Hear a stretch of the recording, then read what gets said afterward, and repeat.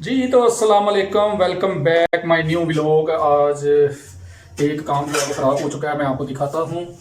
मैं ये चावल लेकर आया था 5 किलो, तो बाद में पता चला कि इसमें जो सुंडियाँ वगैरह पड़ गई, पता नहीं क्या, अब ये रखे हुए हैं। फिर मैंने नए चावल लेकर आया, तो बेगम साहबा ने ये भिगो के रखे हुए हैं।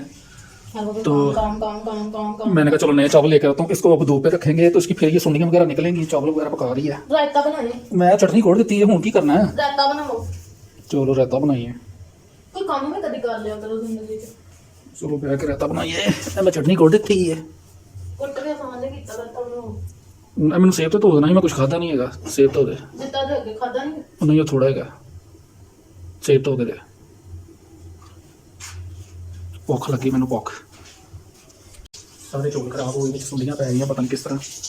ਇਹਦੇ ਵਿੱਚ ਫਿਰ ਨਿੰਮ ਦੇ ਪੱਤੇ ਪੁੱਤੇ ਤਾਂ ਨਹੀਂ ਕਿਤੇ ਰੱਖਣੇ ਪੈਂਦੇ। ਮੈਂ ਕਿਹਾ ਚੱਲ 5 ਕਿਲੋ ਚੌਲ ਇਕੱਠੇ ਲੈ ਆਉਣਾ ਵਾ ਤੇ ਇਹਨਾਂ ਨੂੰ ਕੁਝ ਨਹੀਂ ਹੋਏਗਾ। ਇਹਨਾਂ ਨਹੀਂ ਪਤਾ ਕਿ ਚੌਲਾਂ 'ਚ ਪੈ ਗਈਆਂ ਸੁੰਡੀਆਂ, ਫਿਰ ਨਵੇਂ ਹੁਣ ਮੈਂ ਜਾ ਕੇ ਲੈ ਕੇ ਆਇਆ ਵਾ। ਤੇ ਚਲੋ ਉਹ ਚੌਲ ਜਿਹੜੇ ਨਾ ਬਿਹਤਰ ਨੇ। ਤੁਸੀਂ ਮੇਰਾ ਖਰਚਾ ਨਹੀਂ ਨਾ ਕਰਦੇ, ਕਹਿੰਦੇ ਤੁਹਾਡਾ ਖਰਚਾ ਸਹੀ ਨਹੀਂ ਹੋਇਆ। ਉਹ ਜੋ ਠੂਸਦੀ ਰਹਿੰਦੀ ਹਲੇ, ਖਰਚਾ ਨਹੀਂ ਕਰਦਾ।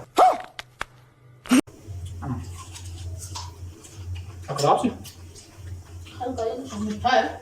ਨਾ, ਮਿੱਠਾ ਕਿੰਨਾ ਹੈ ਵਧੀਆ ਸੇਬ ਹੈ। 200 ਰੁਪਏ ਕਿਲੋ ਵੀ ਨਾ ਵਧੀਆ ਸੇਬ ਸੀ। ਮੈਂ ਲੈਣਾ ਇਸ ਨੂੰ। ਅੱਛਾ ਤੁਹਾਡੇ ਲੈ ਹੋਏ ਵੀ ਮੈਂ ਵੇਖ ਨਹੀਂ ਕਿੰਦੇ ਹੁਣ ਦੇ ਚੌਲ ਪੱਕ ਜਾਣਗੇ ਨਾ ਜਲਦੀ, ਕੋਈ ਨਾ ਲਾਣਾ। ਚੁੱਲ੍ਹੇ ਨਾਲ ਜ਼ਿਆਦਾ ਸਪੀਡ ਮੇਰੇ ਹੱਥਾਂ 'ਚ ਨਹੀਂ ਹੈ। ਚਟਨੀ ਘੋੜ ਲਈਏ। ਹਾਂ ਤੇ ਬਸ ਹੁਣ ਪਾਣੀ ਦੇ ਦਮ ਬਣਾਣੇ ਵਿੱਚ ਪਹਿਲੇ ਚੌਲਾਂ ਦਾ ਯਾਰ ਖਾਣਾ ਪਾ ਲਿਓ, ਚੌਲ ਨਵੇਂ ਲਿਆ ਕੇ ਦਿੱਤੇ, ਭੁੱਖ ਨਾਲ ਜਾਨ ਨਿਕਲ ਰਹੀ ਹੈ। ਤੇ ਫਿਰ ਮੈਂ ਉਹ ਵੀ ਪਕਾ ਲਾਂ।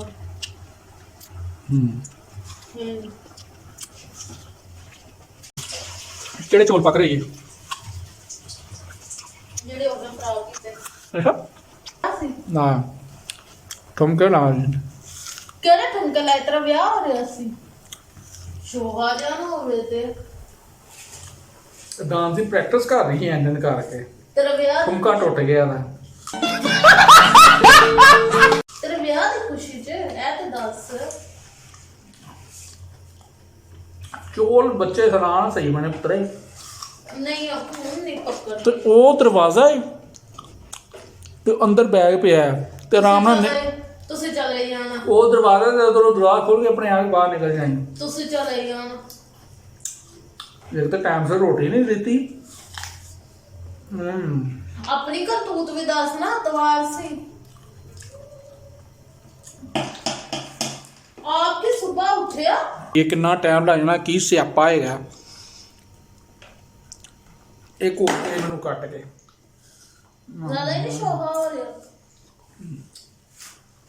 ਮੈਂ ਅੰਦਰ ਲੰਮੇ ਪੈਣ ਚੱਲਾ, ਮੈਨੂੰ ਮੇਰੀ એનર્ਜੀ ਘੱਟ ਹੋ ਰਹੀ। ਚੱਲ ਜਾ ਨਿਕਲ।